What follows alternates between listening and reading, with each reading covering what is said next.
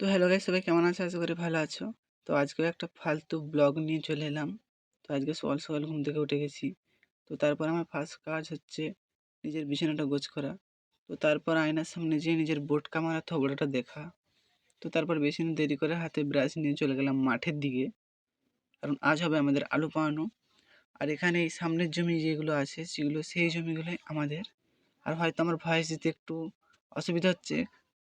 তো তারপর দেখো, এটা আমাদের জমি অর্ধেকটা পাওনা হয়ে গেছে, বাবা পাচ্ছে। তো তারপর আমি লোকের জমি কোলাই চুরি করে খেতে খেতে চলে এসেছি বাড়ি, কারণ আমাদের হয়ে গেছে আলু পাওয়ানো। তো তারপর যাচ্ছি বাড়ি। তো আমার কলেও মুখ ধোয়া কমপ্লিট। তো তারপর দেখো, এদেরকে একটু আদর করে নিচ্ছি, খরগোশগুলোকে। আর এটা হচ্ছে সব থেকে ছোট খরগোশ, এ প্রচুর বদমাস। তো দেখো আমার হাতটা পুরো নেড়ে দিয়েছে।